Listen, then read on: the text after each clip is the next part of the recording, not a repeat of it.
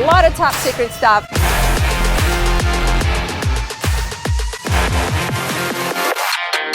Too big to go home.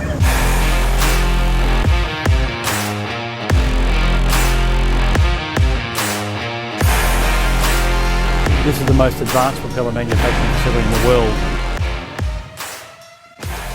I'm sure many of you have watched this video about VIM Marine, the manufacturer of the largest production gyros in the world. But we could not leave Western Australia without showing you what they're actually really famous for. Is their top quality marine propellers. We're the very first YouTube channel to be allowed behind the scenes, and there's going to be a lot of patented technology and a lot of top secret stuff, so we'll show you what we can. Come with us. This is going to be a fun ride. Just wanted to warn you, after what you're about to watch and learn, you will never look at the marine propeller the same way. You already know Mark from the Gyro Stabilizer video, and this is Trevor. I be allowed, bear with us. This is our foundry, which has got a capacity of 15.5 tons, and this is the size of castings that we can make. Our propellers peak out at 4.6 metre diameter, so they're about a 15-ton casting with about a 9-ton finished product. So we can go quite large. You just threw it away again. 4.6 metre diameter prop. Yeah. So that's the what biggest does that we go can on? do. Well, that'll go on a submarine. Wow. So, but it can go on many surface ships as well, but we have that capability here. So that is incredible. And it all starts from here. This is where we actually make the castings. We form the shape. It's a very important process because the accuracy of the casting is critical. So when you're machining a casting, you've got to make sure you're trying to get an even amount of metal removal because the castings do move as you machine them, as they stress relieve. So it's a very important part of the process. It's not just the machining that's important, but it's also the casting. Rico was told not to touch anything. Everything's sharp or hot. Our furnaces can melt up to 15.5 tons we can use in a single pour. Okay. So that enables us to do very large propellers and very large ride control systems. We can do up to 200 different alloys. So it's a pretty high technology foundry. Wow. So we melt them in a series of furnaces. We have 11 individual furnaces, so we can cope with different amounts of weights. And of course we can melt them all together and then use the one ladle for the big casting. You guys are known for props in the marine industry, but VIM makes a lot of different things, right? You manufacture a lot of different parts. Yeah, our origin before propellers was engineering, manufacturing and maintaining and service in the mining sector. So we have dynamic balancing was a prior art for us, and our foundry was primarily brought into VIM to manufacture components for submarines. So moving to propellers came with a business we purchased, and we decided the way they were manufactured was really old school, and it really dates back to the Second World War. So we decided to introduce high technology in the propeller manufacturing process. That looks like a lot going on there. Wow. That's the... Is it water? Yes, it's the water. It's the water cooling of the die. So it's just steam given off. It's just steam. Yeah. Where's the propeller start? Like, where's the birth? Okay, the birth of the propeller is on a moulding line. We create sand cast molds, and then we use those molds in different parts to give us a negative shape of a propeller. We put those molds together and then pour molten metal into it. So that's putting a propeller mould together. There's two halves. They're put together and slightly screwed together to allow for the overlapping blades. Is that what we see here? What you're seeing is one that's been put together, but what we're making on this line is these. So these are being ready to cast. And when this line is running, we're putting a propeller mould on the floor ready for pouring every 17 minutes. Wow. So we have a fairly high output. Depending on demand, we can run anything between 15 and 30 propellers a day through this line. So was this one already filled? No, No, the this one one's that will waiting. form later to be formed. You can tell because what we've got is covers over all the entry points to stop any contamination or contaminants inside the actual propeller metal. Makes sense. So as soon as we have defects, we actually reject the propeller. So there's no weld repairs on any of our propellers. We just won't allow it. We don't want it. We're not customers to have the perfect product every time they get one. But the rejection of the propeller actually doesn't mean the propeller just goes and gets thrown in the trash. it actually goes right back in and becomes another propeller. So there's really like no waste. There's no waste. It just gets recycled back and the perfect propeller is born. Every scrap propeller gets melted and repoured into a new propeller. Every scrap. Every scrap. It's extremely rare, but it's important to be able to put that back in that process. And a big thing we'll be trying to achieve is the environmental side of the business. Is recycling is huge for us. And we're going to show you guys a whole bunch of other things that they do recycle here. It is really impressive. This reminds me a little bit of building sandcastles from back in the days. I get told by a lot of employees that their job is building sandcastles. And over on the other end of the shop, we've got some of the most talented sandcastle builders in all of Australia. This is the sand, and you can, if you break that up, you'll see it has strength. Oh wow, it's actually pretty, it's not even that strong. Touch it. Yeah, it comes right apart. It's really loose sand, but what it does, it withstands that high temperature. Then it breaks down a little bit around the very high temperature areas. But we then take this sand off and we recycle it, run it through a reclaimer until we get to the recycled it so many times that we can't use it anymore. It's like too fine? It's too fine. Okay. And then we've got an arrangement with a local company that makes roads, and it's used in bitumen. So we have a complete cycle on the sand. And it took us many years to get to that point, and a lot of testing. They're buying it from you and it's been recycled to the point of no usage for you and then they have it. Correct. That's great. So it's part of modern manufacturing. You've really got to, I guess, study the whole life cycle of the manufacturing program. Yeah. That's really cool. You know, honestly, you understand so much more than I do in this process. I don't understand anything. I feel like I'm totally just So this seems pretty warm there. Yeah, this one's empty now. Yeah. So it's up around 1200 degrees. 1200 degrees Celsius? Yeah. Okay. 1200? 1200 degrees Celsius, yeah. So you can make some... Is this gold? Yes. No, this is. I wish it was gold, but it's not gold. It's a nickel aluminium bronze. It's what they call nibral in the industry, and it is the most advanced form of bronzes that propellers are made with. Yeah. So this is actually a small series of moulds that have test bars at the base of them. So wherever we do a melt, we do these samples from that melt, and they're identified as being with that melt, with that propeller, and we then test these mechanically and chemically to make sure it's the right composition material with the right strength characteristics. So that's every propeller comes from a melt checked and tested. It's all about quality control. You've got to make sure that what we're actually manufacturing is exactly what is specified. So every metal has a range, chemical composition with a range. So the copper has to be within a certain percentage. The aluminium has to be within a certain band. So everything's within the bands. So we then work very hard to get it within the band, and we prove it chemically before we even pour it. So we won't go near it until it's chemically perfect, and then we confirm the mechanical. So we make test bars and pull them in our lab to make sure it's absolutely perfect. Wow. So that's very important. So checks and balances right there. So the actual process of making propellers, it's graduated to a different level of technology. There's a lot of technology around it, but if you look at the actual stages of it, it's still very similar to how it was made a long time ago. It is. It's interesting, the actual art of making castings goes back right into the Bronze Age, but everything around it, as you say, has changed. But it's still the most effective and the cheapest way to make an elaborately formed casting like a propeller. We've been looking and studying advance of 3D printing of metals and bronzes. It's technically some way off, but it is financially a long way off. But we're all watching that space because we're all looking for the latest technology to see where it goes. But this is a very effective method still. It's all the peripheries that have changed. You know, the CNC machining, the way we manufacture moulds, all that's really high tech. But this is the one thing, it's as medieval as it comes. Yeah, exactly. That's exactly what I was trying to say. So how many years you guys been making propellers? We started making propellers in 1989. The foundry we purchased was making them from 1970. So it had a fairly long history, but they were making them in a very hand-finished method.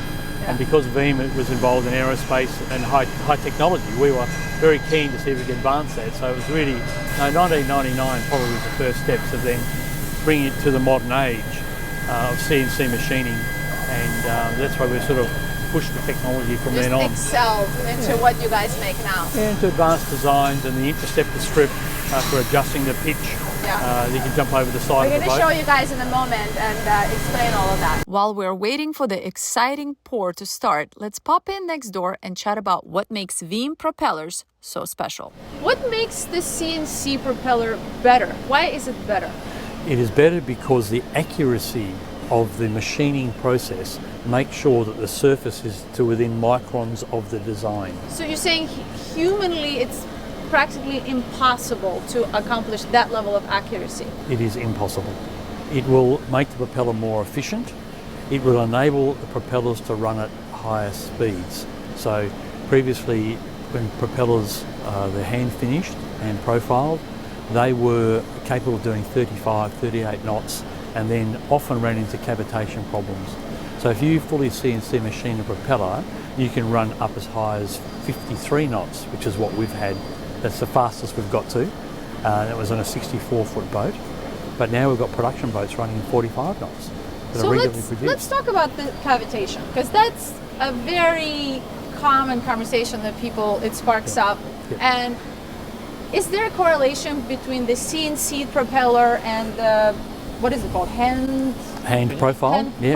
propeller Yep. in terms of cavitation? Yes. Is there something there? What we've found over the years is by the process of hand profiling, you end up with dips and bumps over the propeller Really? blade. Yeah, and it's amazing. One of the reasons we give such a beautiful finish on our propellers is that you can actually see it's a beautiful fair surface because it's machined. So if you look at any other product on the market, if you polish it up like we do, you'll see all the dips and bumps. That's why they don't do it. So you physically would actually see You can this. see it. I mean, as Yeah. with a trained eye, because Yeah. I wouldn't know what I'm looking for, but So, you would. so what happens though, when you have these dips and bumps, you end up with these low pressure areas, and at high speed, these lower pressure areas create cavitation. That means you've got a pocket of cavitation occurring which spreads across the blades. And this is what people are saying about, 35, 38 knots is about it. And it can vary a bit because there's less variation on some propellers than others. But when you fully CNC machine them, you've got a beautiful fair surface and you're managing the cavitation, so it's occurring off the back of the blade. Huh. So what was an issue before no longer exists with the Veem propellers. So you would say for you cavitation is not really an issue, It is not really an issue for but us. you did experience it before until you got to this level of engineering. Absolutely, and everybody does. So what we've found though is we can now, any sort of issues that do arise, the first place we look is further up the hull.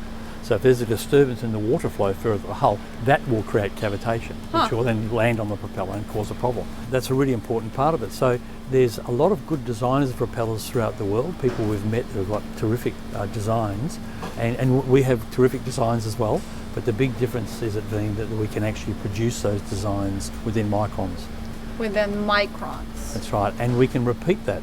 So 20 years time, if you want another propeller the same, we simply make exactly the same propeller again within microns of what you had. You cannot just be like, well, that guy doesn't work here anymore, so we cannot create Well, we gotta that make for a different you. one. Sorry. Yeah, So you where's- actually could just go back and make Yep. exactly that because of that CNC technology. Yeah, so we have an expression for that. It's side to side, boat to boat, year to year, the propellers are identical. So for a mass production company, for making larger volumes of boats, It's a tall statement. But you can you can do fully it. stand behind You it can do it because you have a technology to do it. Absolutely. Sorry, I was totally distracted. I Yeah, couldn't follow why you are guys. you distracted? I'm looking at these beautiful guys here, Yes. and it totally distracted me. So, I gotta say this. I'm gonna just put it on camera because I feel like it's finally time. Yeah, This is how I feel about jewelry. really? The way you feel right now in I this cannot moment, relate. you cannot focus the shiny, pretty thing. I mean, Well, this what is, I want to open this box where it comes in, be like, how big is this one? This Just one's to- a 36 inch. 36 inch. 49.5 pitch. So I think this is still smaller than what we're going to have on ours, I believe at least. You don't even know. You just keep guessing it's bigger. Are Yeah. you wearing your Swinging So- Larger Prop t-shirt? No. No. Full display. Full display speed. Well, Okay. it's pretty obvious. So we're seeing propellers that are coming in here for balancing, and they've been through the polishing stage, and all we do is we do a decorative finish, little as possible as we can take off to give it that high luster. No, I'm not going to touch it. Make it look like jewelry. When are we going to talk about this sort of an elephant in the room, this grooves here that I've never seen on any other prop. What is this for? This strip that we've developed here was very much a passion of Brad's. There was a team that worked with him, but Brad was the driver of this, and maybe we should hand over to Brad to give us the full rundown. Here we go, Brad. Over to you. I would like to talk about these sort of interesting pieces of plastic. Yeah, right. Okay, but they're not just plastic. This is high molecular weight polyethylene. This is super stuff for marine applications. High molecular weight. High molecular what? Weight. Wait, no, I'm going to need a beer for this. Polyethylene. I definitely need a beer for this. So the beauty of this plastic is that it's very durable. It likes the marine environment. We put these in expecting to have to change them regularly to the wear out.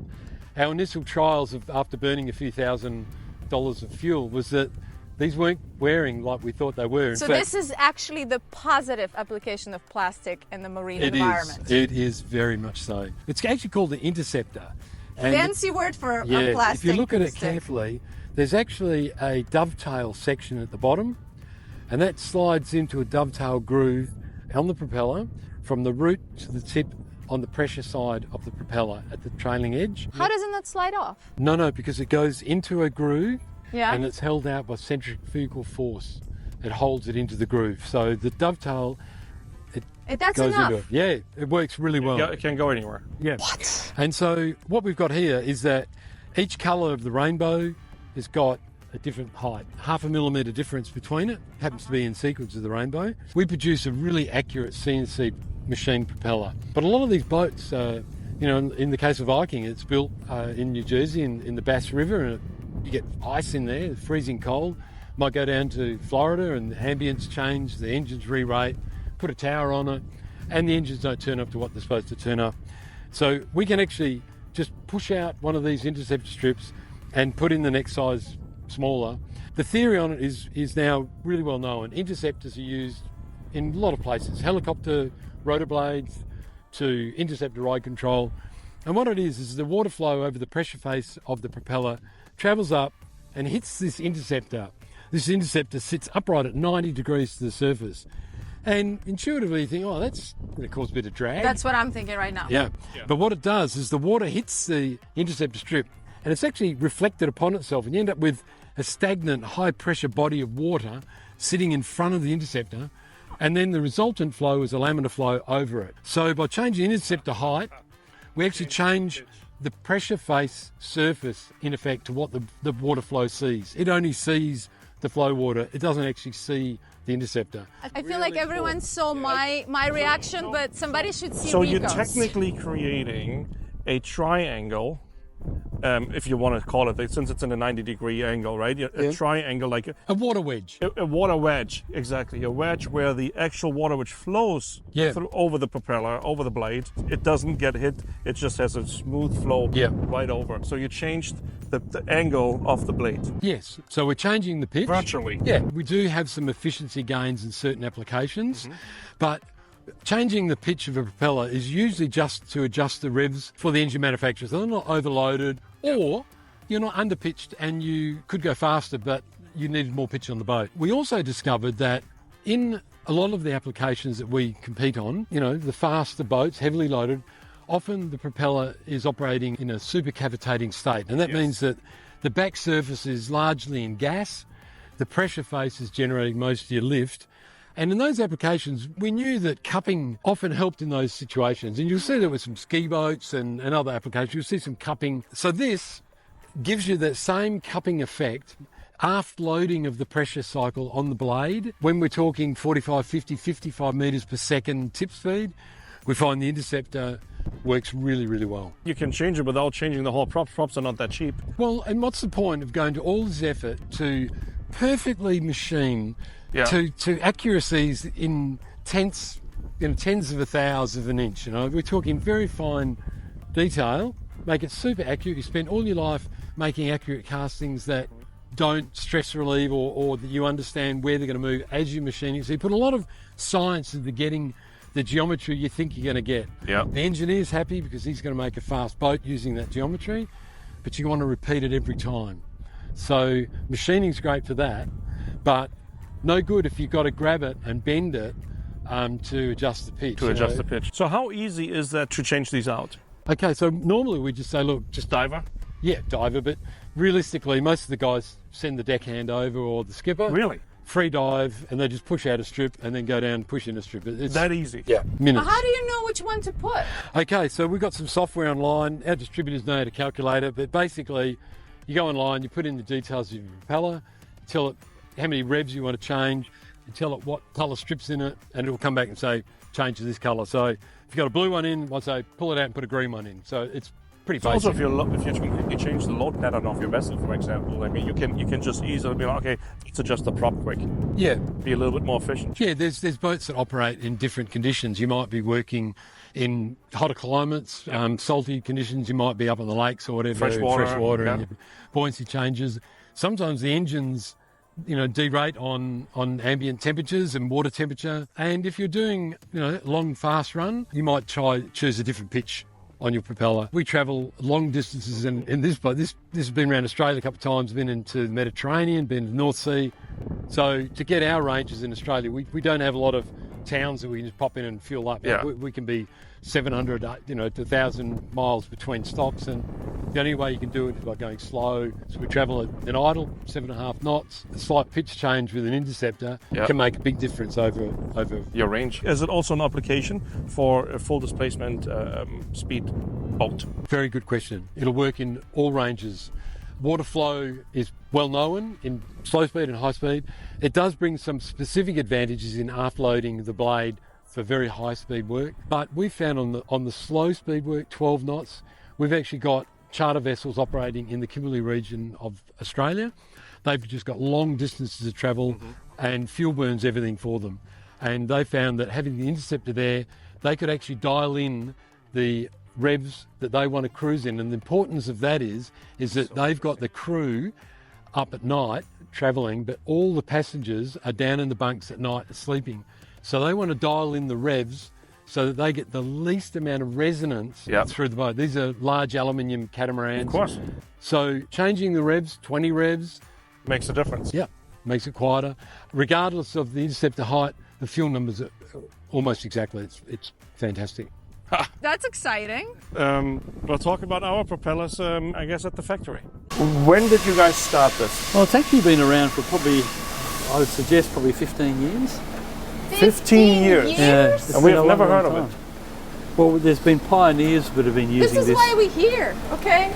Because this kind of technology should be like such common knowledge. And even us, being in industry for 10 years, we've never actually seen or experienced. I feel like we were down under. Yeah, we're somewhere, not in the right place. Well, there is thousands of these go out the door every year. So initially it was considered to be a premium option.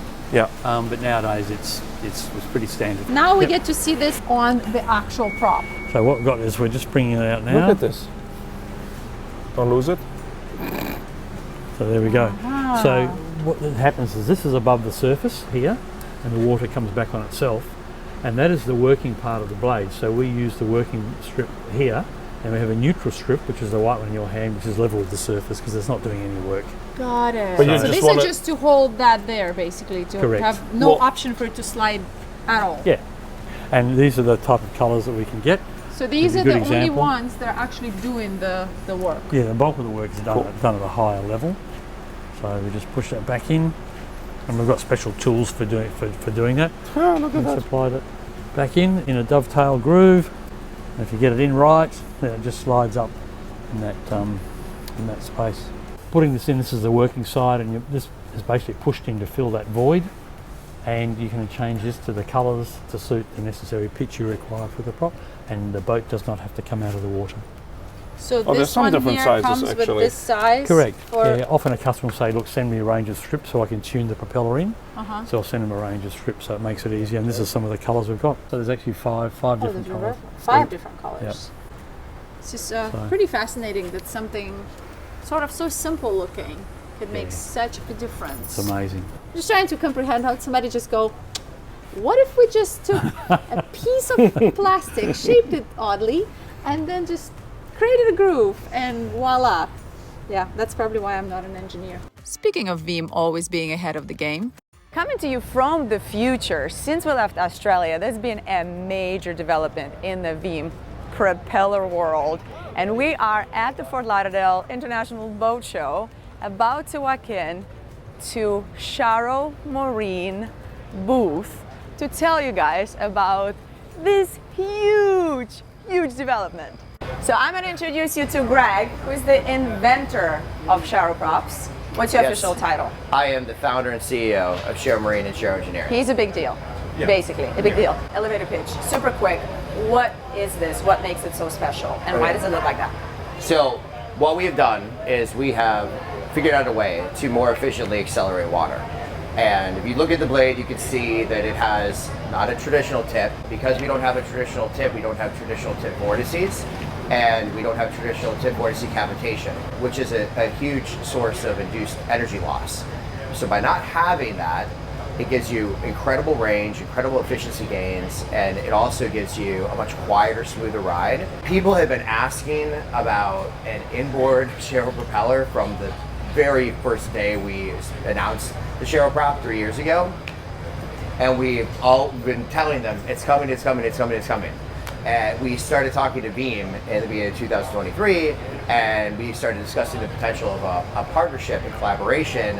And with their incredible manufacturing expertise, combined with our innovative propeller design, it was really just a no-brainer for us to join forces. Totally an organic thing. And, yeah, very organic, very synergistic. We are totally aligned with each other. And so we joined forces to bring a revolutionary inboard propeller to the market. This one here was manufactured by Veem. This is one of the very first ones off the production line. We are developing right now and testing for a whole range of different designs. Where do you come from? People always ask me what engineering school I went to. Yeah, that's what I'm about to ask you. And then I tell them I have a degree in classical composition, and they usually back up away from me. So I have a degree in classical composition. I was working as an executive producer and director in the video production field for 20 years. I designed a lot of digital cinema acquisition systems for live broadcast. Yep. And I was trying to film classical music with a drone. And drones are too noisy. So I thought, well, if I could invent a noiseless drone, then I would be able to use the drone to film classical music. And which led me to think about the tip of the blade, which is the noisiest part of the propeller. It creates the buzz. So because it was classical music and not rock and roll, I had to eliminate the noise, which meant eliminating the tip, not just making it smaller.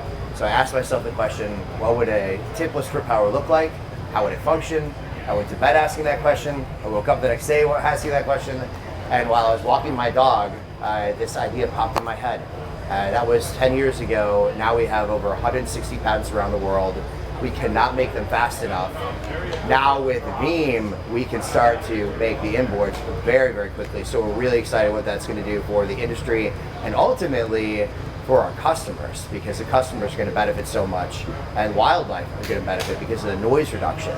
And so there's an environmental impact. So excited about there's so many amazing things that are going to happen, especially for the huge yachts. You know, the ones that are really making that making so much noise, and it showed a huge impact. Yeah, and really. And I see you guys incorporated the interceptors as well.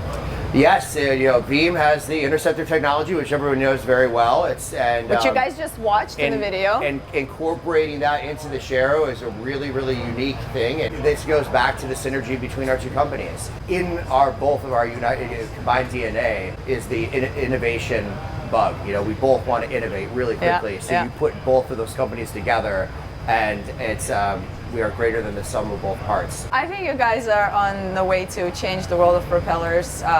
We started a propulsion revolution. Yeah. Propulsion revolution. And speaking of that, we're going to take you guys back to the factory.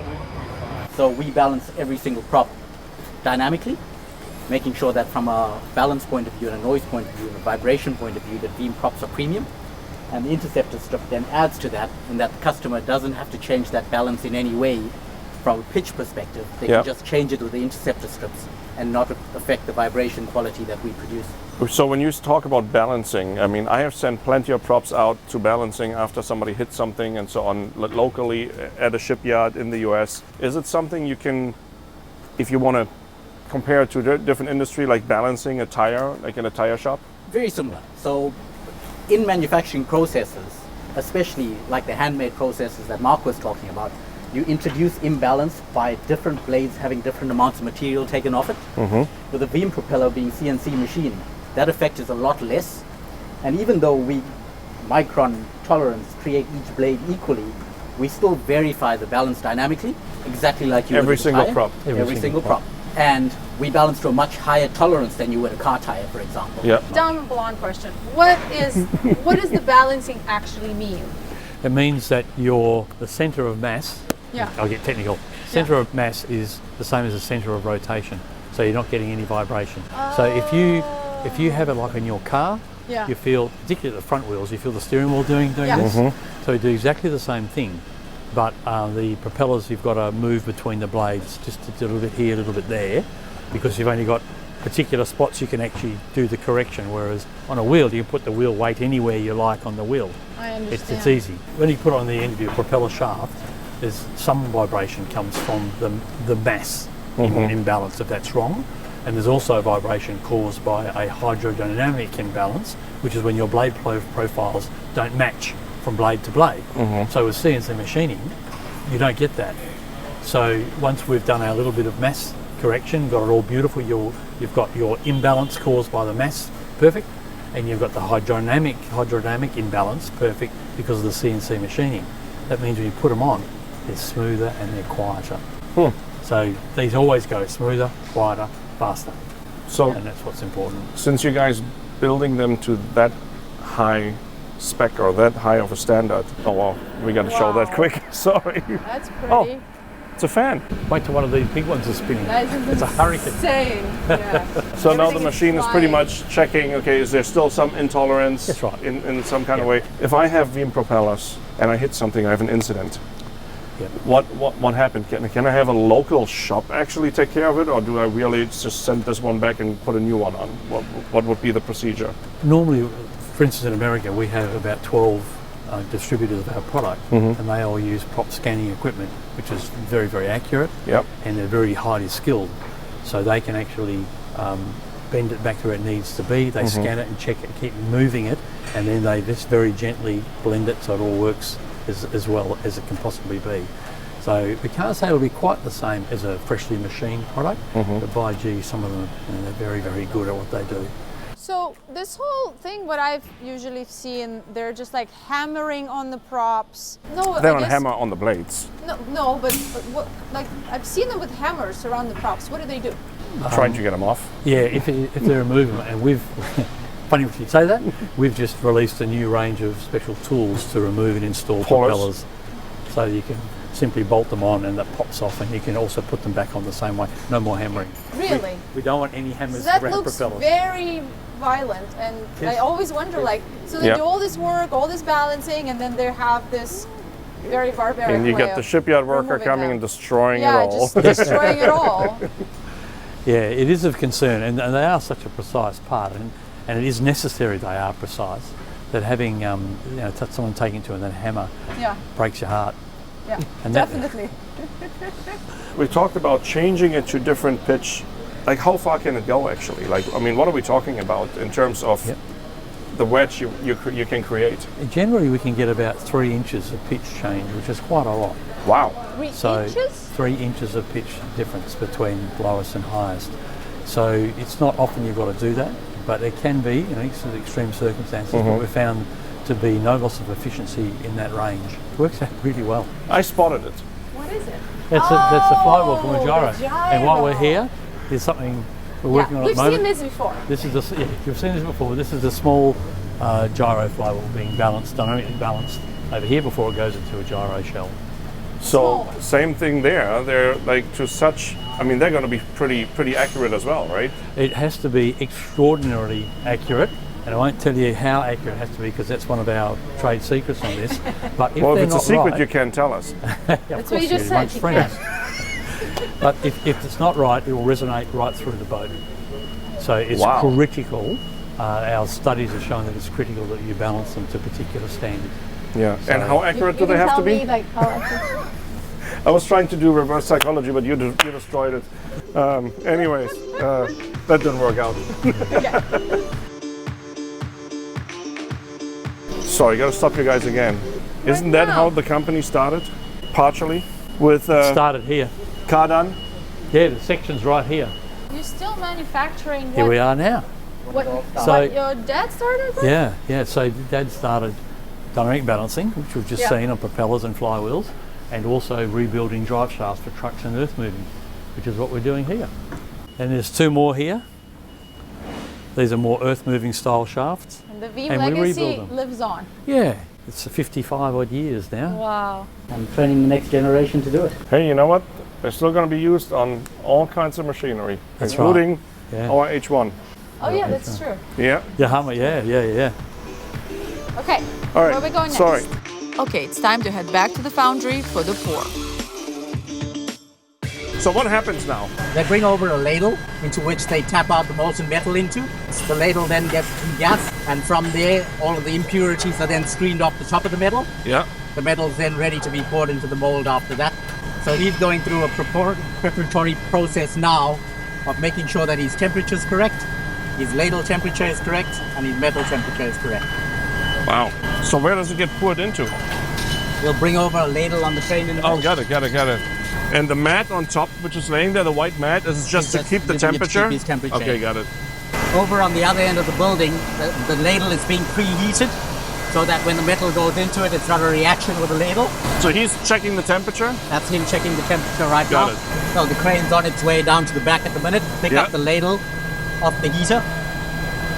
So he's roping off things there so people don't walk through? Yes.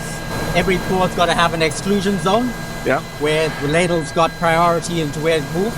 So when they're pouring metal, there's a person that's videoing what they're doing. Huh.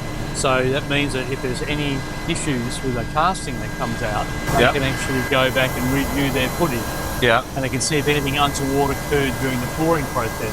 I've been doing it for 20 years, I've never seen one. It's not for me, it's for the guys to use their tools to help them. And Yeah. when they do so many pours in a week, the equipment might not find out for a number of days there's an issue with the casting. They can't remember with so many pours going on. Yeah. Go back to the footage and go, oh look, this thing, and sometimes a bit of oxide splashes in, it can be a split pour, it can be lots of little things that might not seem significant when Yeah. you're actually pouring it, but you can trace back the defect to later on. So it's just it's literally sort of GoPro they use. How do they get to wear a rope to work? That's what I'm wondering. I would like to have a job to wear like a rope to work. Yeah, right? That's a special. Is it like a wool. fire resistant? Yes, it is. Ah. So you'll find everything they're wearing. The visors are gold plated Yeah. to reflect the energy from the heat and the Wow. light. So they're also wearing a proper jacket. They've got special covers on their boots. There's a very strict Special protocol. boots. Yeah, special the boots looked different. they okay, are, so those yeah. are special boots. They're high temperature. Okay. So it's a very serious business because if there's a mistake, people get hurt. Yes. So interesting to see that this is one of the safest areas in our business because the danger is so apparent. So So people are very Everyone is more focused and careful. aware. And every process is highly procedurized, and every precaution is being taken to make sure that we keep the guys safe. Girls don't try to set things on fire when they're young. Oh, Boys do that. I certainly did. It's boys. We don't have this infatuation with fire, and guys do. So it's impressive for me, but it's different level. Wow. So that shaking thing he's doing is what? Throwing a powder in that brings the impurities of the metals to the surface. Sorry. Too fascinated Exactly. with Go it? right there. Thank you. So that bucket now immediately goes? Now, from there, we've thrown in powder that brings up the impurities to the surface. Oh, wow. We then add a secondary process which introduces nitrogen into the melt, Yeah. which also assists in bringing impurities to the surface. All of those impurities get slagged off, Yeah. and then it's ready to pour. Wow.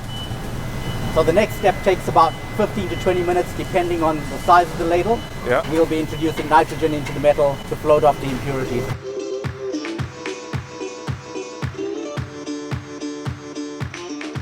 Original sand blank is made here, then it's prepared here and goes on the line. It's not cut out yet there. That's right. So, Okay. but that's the process we use is what is painted and what is Yeah. obviously our trade secret. Once the mould is painted and prepared, it can then go on the main conveyor line, and this process will be, they get it all together, get it ready, and then every 17 minutes, bang, bang, bang out, they go on the floor. So what is this color? This is a what they call a foundry. It's a mould paint, and it's designed to prevent any kick-off and burning. So with such a molten metal, it can burn into the surface. Oh. And you end up with a casting with a lot of sand on it. Got it. So this is a way of giving it like a high temperature coating to give you a beautiful finish when it comes out of the casting. It also stops a lot of contaminants getting onto the surface of the propeller. So when we recycle the metal, it's a lot cleaner. That makes The sense. sand is chemically bonded, and the paint protects molten metal from making contact with the chemicals as well. Got it. So is the sand naturally this color or is something mixed with it? This is the chemical we use. Chemical. And as it's recycled more and more, it goes darker and darker. So the first time you use it, it might be bright pink.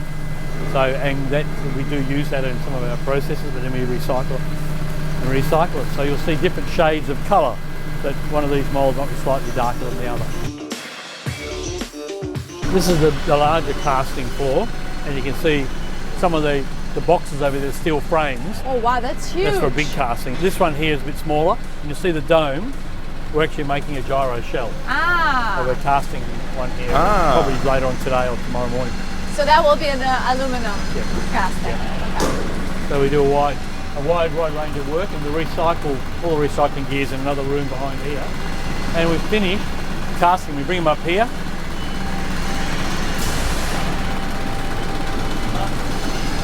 Yeah, good. How are you? James, how you going? Hi, how are you? This is the top half of a foil for a big ship, and that's the other half of the mold over there. So these two molds together stack up probably in the region of about 2.5, 3 meters high. Wow. And we'll pour 4.5 tons of metal into this. So when we build big moulds, the moulds can cost up to $100,000 to prepare the mould. And then you work very hard to make sure the casting's perfect, because if you have to cut up a big casting like this, you're just throwing away usually $100,000. So the guys take a lot of care. How much sand do you guys use a year? I don't know. Ballpark. How many truckloads do you get a week? Usually 3 a week. And they're 20 tonnes a 20 week. tons a week. So it'd be 60 tonnes, 300 tonnes a year.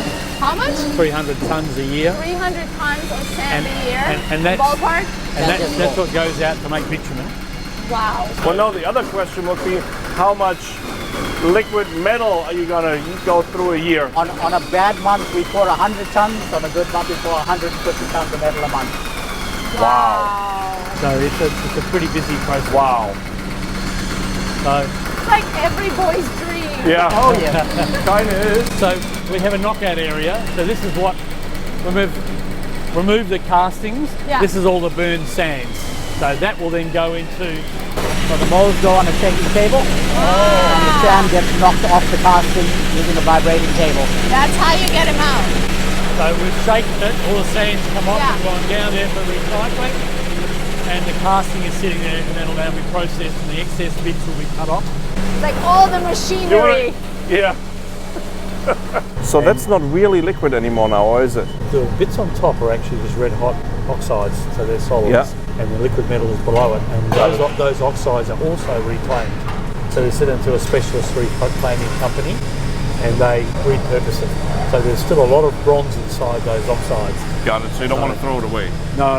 We don't want it in the Nothing's thrown away when it comes to bronze. Didn't we just watch this? So this is continuous process of what we watched. Continuous I don't process. understand. So what did we watch there? Pouring from the furnace into the bucket.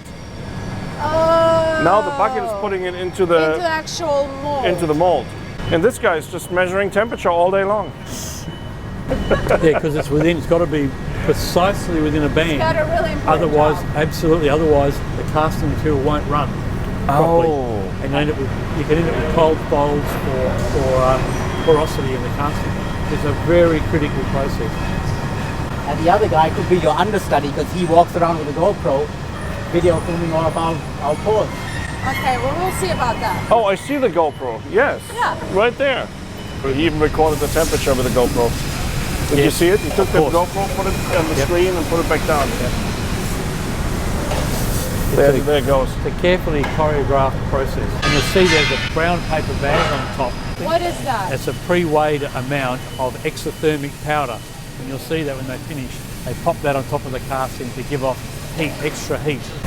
So we carefully weigh them and put them in paper bags to make it as efficient as possible. Yeah. So what they're doing now is they're pouring molten metal into what we call a sprue, and that is a choked sprue, so it feeds the metal through at a predetermined rate. Yeah. That fills the propeller casting, brings it up and fills the head. There's a head in the middle, Yeah. and that head stays molten longer than the propeller casting, and feeds the propeller casting as it cools, so you get the perfect casting. Well, you can actually see how the little flames coming out there. And that's gas burning off from the process. Yeah. Oh, so there's enough in there for multiple molds. Correct. Or we try and do a run of castings. Yeah. In a sensible okay, level. So it's not just one. So this is the second they casting just they're go. doing. Yeah.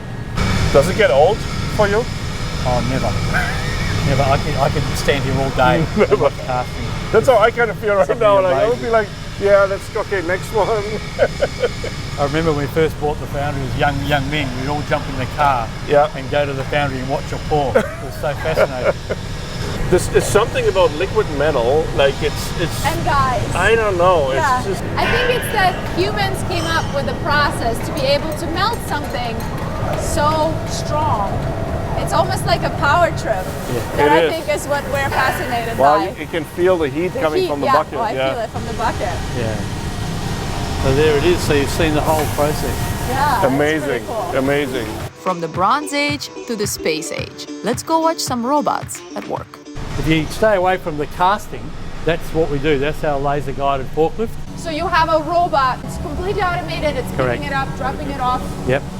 All by factory software. Runs it 24 hours a day, 7 days a week, lights off. It runs in the darkness? Yes. That's so sad.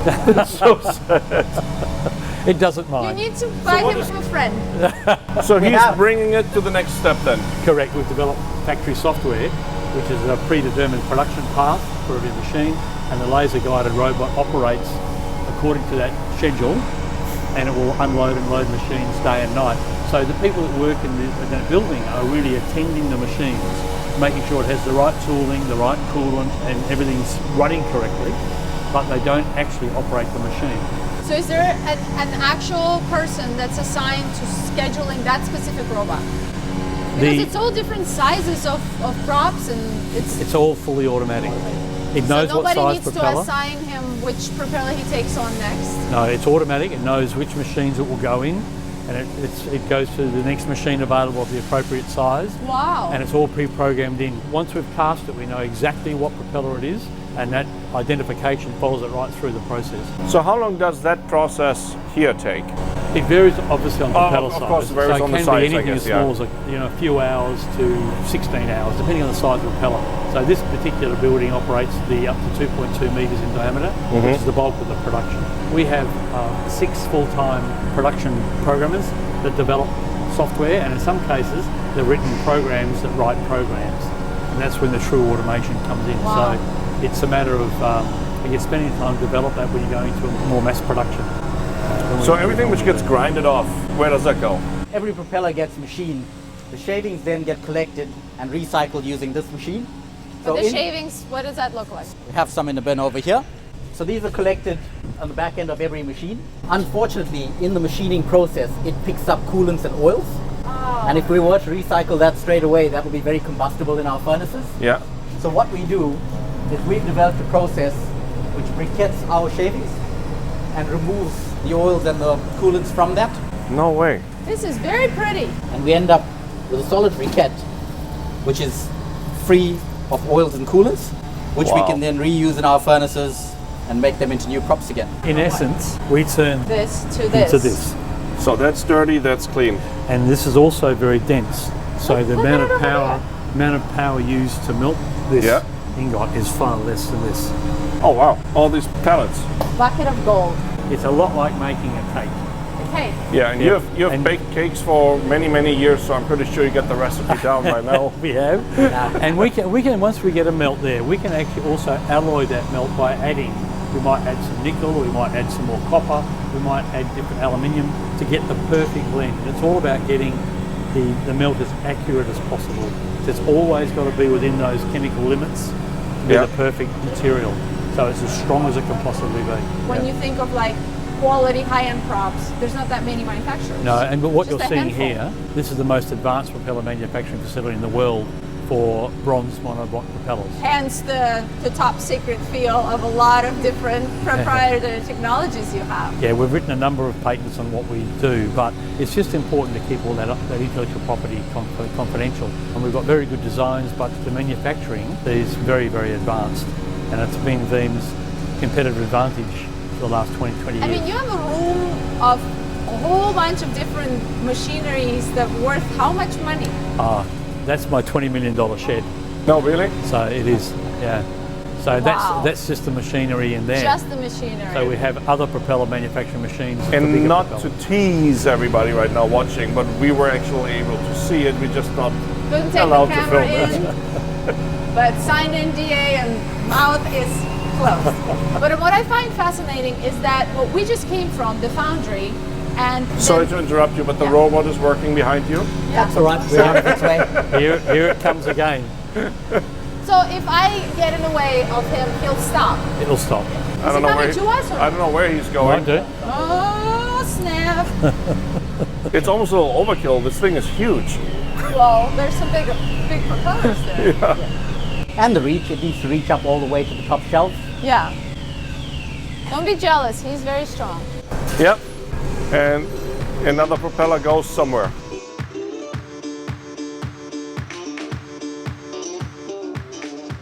So what I find fascinating is that there's this technology that you have, like you said, it's an insane amount of patented, really high-end technology engineering.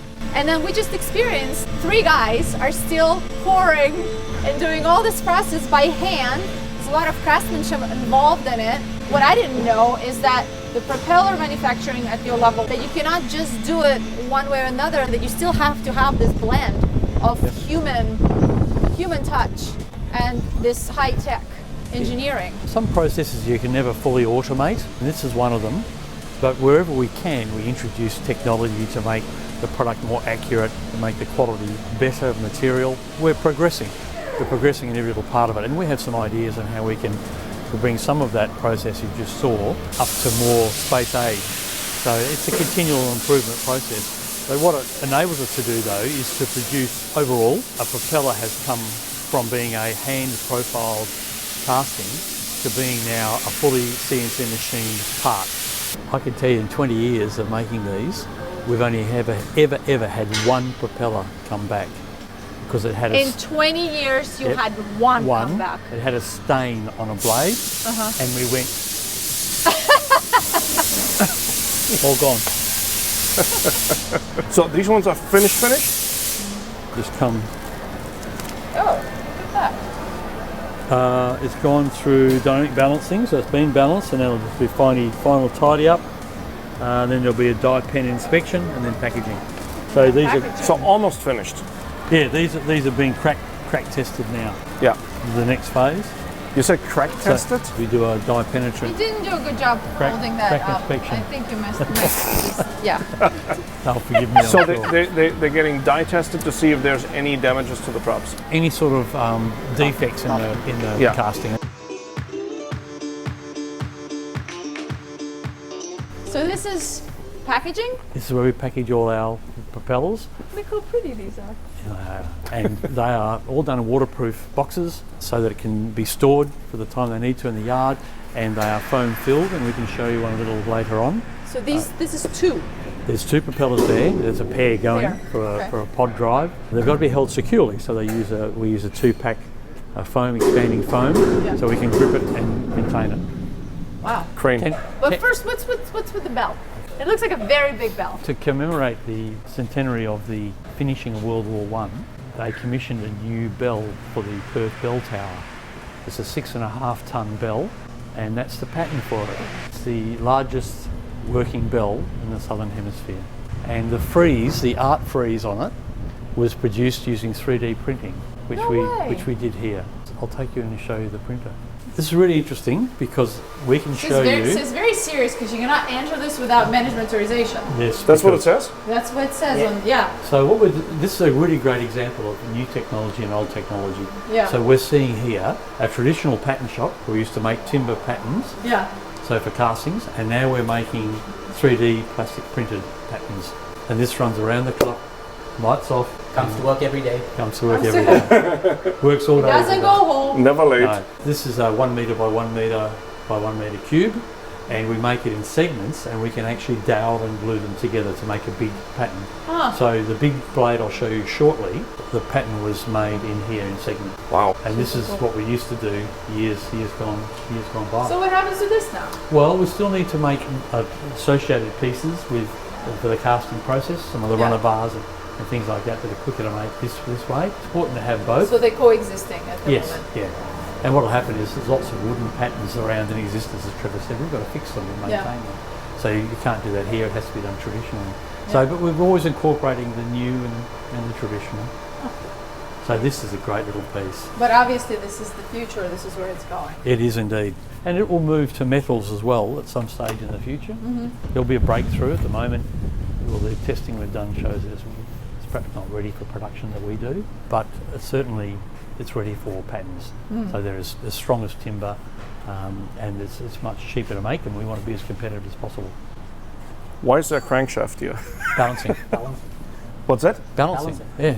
No way. That's a tiny one. Sometimes there is from there to that box. That's a tiny one? That's a big There's a one bigger over one. there. Oh my God, I didn't even see that. What the heck? We've done ones for V16 locomotives. I don't think there is perspective of how big it is. You gotta go. Yeah. Person in there. The longest crankshaft that we've done would go from that box where that crank starts to here, From that box What would that? Yep, to here. What would that be to in? here. a locomotive. So the ones they use up north in the iron ore mining. In the mining? Yeah, mining game. Wow. So Wow. back in the old days, engines were a lot larger than what they are now Yeah. for that horsepower. So they were literally. But this is probably the largest crankshaft I've ever seen in real life in my life.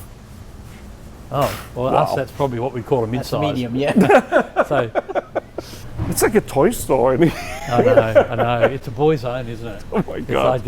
must admit, Oh. I come to work every day and I never fail to walk in and get excited about what we're doing because it's just so cool. What is Conquest? Okay, let me tell What you about is Conquest. Conquest? We notice there's a market there of older boats. So you have boats with traditional design propellers. They have smaller blade area ratios. The boats generally go a bit slower. And we said, well, look, what can we offer to those people? So we said, we can produce the same traditional designs so the performance of the boat will match, but we CNC machine them so they're smoother, quieter, and a bit faster.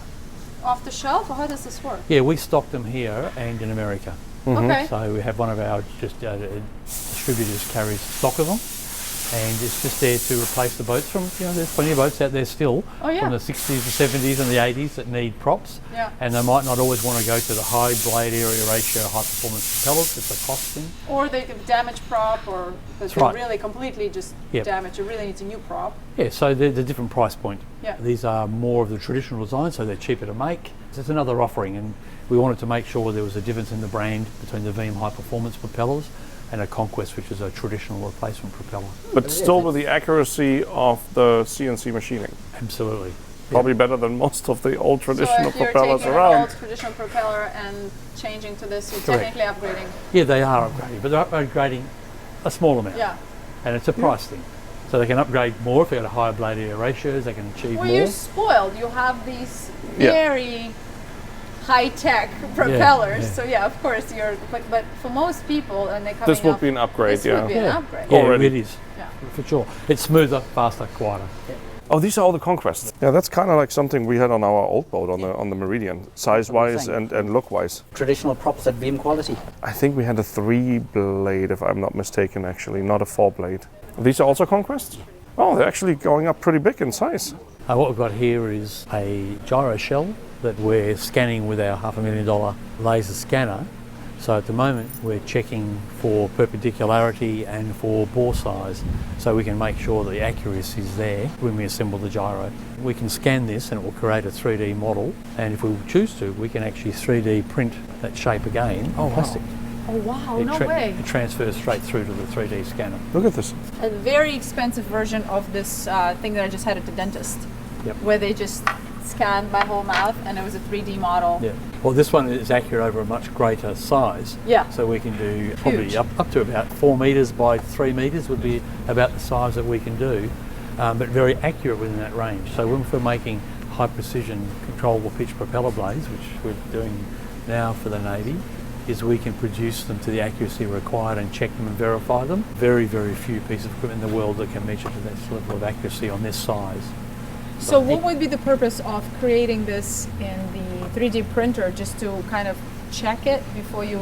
Well, interestingly, we could take a product, Yeah. if you wanted to give us a part and said, Mark, I'd like that part, Yeah. we would scan it, we print it, we adjust it for casting, we cast it, we machine it, and there's your product. Got it. So it's amazing where the technology is heading. And fantastic also for the Christmas family Yeah, pictures. to make like You know, you can make the whole 3D. Yeah. Figurines. Yeah. We Yeah. cast them. Print them. Yeah. Great What's Christmas with you present. in 3D printing little things? I just want Like to go and obsession. just make stuff. What would be It's- the it's first thing amazing. you would make in 3D printer if you had access? Our boat. What do you mean? Oh, like a little mini version of it? Yeah. Okay. But all this is all possible now. It's the way technology is moving is It would be incredible. really cool to make it actually in the same material like the props are made of. Oh, That would be Out of pretty bronze. awesome. Yeah. This is a controllable pitch propeller blade, and it was manufactured to demonstrate the level of accuracy that we could achieve with this particular style of blade. We're one of 2 companies in the world that are pre-qualified to do this work because of the accuracy. We're very proud of what we're able to achieve, and the GOM scanner, of course, verifies that accuracy. So really, it was just to show that you could make such a precision Correct. piece. Yeah, it's like a demonstration Yeah. piece, and you work through a series of gates. That was gate number 1. We're doing Yeah. gate number 2 at the moment. And then you can tender on the real You're going to contract. auction it off as an art piece? Not You allowed should. No, It's no. beautiful. No, we're not allowed to do You take it to anything. your Not allowed house? to. We take it Yeah, to our house. I would put it in mine. I think what it should be is if someone can lift it, they can take it home. The sword and the stone. But it's a very interesting shape. There's no way. Can't even imagine how much that weighs. So here we are packing a Volvo propeller, and we pre-make these. Are some we prepared earlier. So we sort of make a foam. This is for Look the at because there's that. so many of them. We actually pre-manufacture these with the expanded foam, and then we wrap up our beautiful babies wrapped up in cheesecloth. How heavy is this box when it's finished? 2 propellers in it. I would think it around 100 kilos. Too heavy to lift. Not too much, too heavy to lift. Yeah. That's why he's got this fancy crane here. Yeah, so what we do is wrap it up in cheesecloth to stop any sort of staining on the blades, so it's decorative Look at qualities that. are maintained. Christmas. Definitely Christmas. This means that when it's travelling, there can't be any damage occurring to the propeller. So we've got sides on it to make sure it's protected. We encase it in this expanding foam section, so it gets there perfectly. So it's one of the issues, because they're very delicate, because they're machined beautifully. If this is dropped, the blade can easily cut through the packaging Yeah. and damage the blade, and then it's just a scrap propeller. Yeah. There's very little you can do with it. Wow. So packaging is actually one of the very, very important parts of It only fits one way, right? One way. The other way. Ah! don't you hate when your boss is right? There you go. Yeah, of course. Yeah. So that's how it's done, and it's a maximum Whoa. It's super important actually. protection. Yeah, correct. Yeah. Balance And you can I imagine, mean, no pressure. Yeah. but if you've got a customer that spent many, many thousands of dollars on a propeller and it arrives damaged, it's obviously the expense to Veeam Yeah. to replace that propeller, but of course that customer then loses weeks and weeks and weeks Yep. for another propeller to be custom manufactured and sent through. So it's a devastating loss. So we go overboard with our packaging to make sure that everything's safe.